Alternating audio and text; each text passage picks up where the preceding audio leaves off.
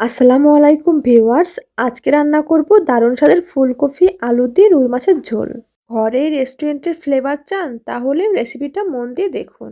তার জন্য প্রথমে আমি একটি কড়াইতে তেল দিয়ে ফুলকপিগুলো খুব সুন্দর করে ভেজে নেব। ফুলকপি না ভাজলে কিন্তু ফুলকপি থেকে একটা গন্ধ বের হয়, খেতে কিন্তু একদম মজা লাগে না। অবশ্যই চেষ্টা করবেন ফুলকপি ভেজে রান্না করার জন্য। একেকজন একেক রকম করে রান্না করে, কিন্তু আমার নিয়মে একবার রান্না করে খেয়ে দেখবেন খেতে কতটা মজাদার। এখন আমি ফুলকপির মধ্যে আলু দিয়ে নিলাম। আলু আর ফুলকপি আবার খুব ভালোভাবে ভেজে নেব। হালকা গোল্ডেন হওয়া পর্যন্ত আমি ভেজে নেব। দেখুন আমার ফুলকপিগুলো কত সুন্দর করে ভাজা হয়েছে। এখন আমি একটি কড়াইতে তেল গরম করে আদা রসুন জিরা পেস্ট, 2 চামচ মরিচ গুঁড়ো, 1 চামচ হলুদ গুঁড়ো, স্বাদ মতো লবণ দিয়ে মশলাটা খুব ভালোভাবে কষিয়ে নেব। মশলাটা খুব ভালোভাবে নেড়েচেড়ে কষিয়ে নেব। মশলার গায়ে যখন তেল তেল ভাব উঠে আসবে তখন আমি দিয়ে দিব ফুলকপির ডাঁটা।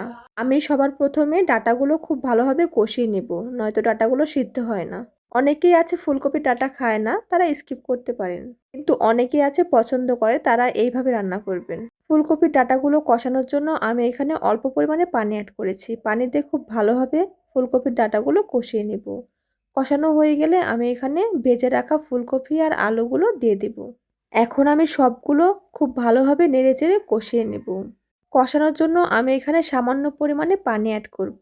পানি দিয়ে খুব ভালোভাবে নেড়েচেড়ে কষিয়ে নেব। মশলার সাথে ভালো করে কষিয়ে নিতে হবে।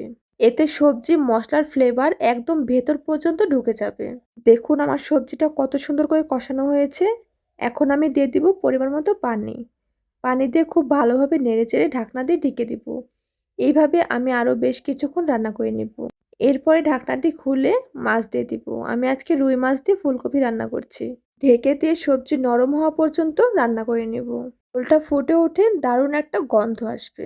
এখন আমি আরও 8-10 মিনিট রান্না করে নেব। আর একটু পরপর নেড়ে দিব খুব হালকাভাবে, যেন মাছগুলো ভেঙে না যায়। দেখেই বুঝতে পারছেন আমার তরকারিটা কত সুন্দর হয়েছে। খেতেও কিন্তু অনেক মজা হবে। এখন আমি একটি বাটিতে নামিয়ে নেব। দারুণ ঘরোয়া ফুলকপি আলুর রুই মাছের ঝোল গরম ভাতের সাথে খেলে এক কথায় মায়া লেগে যাবে।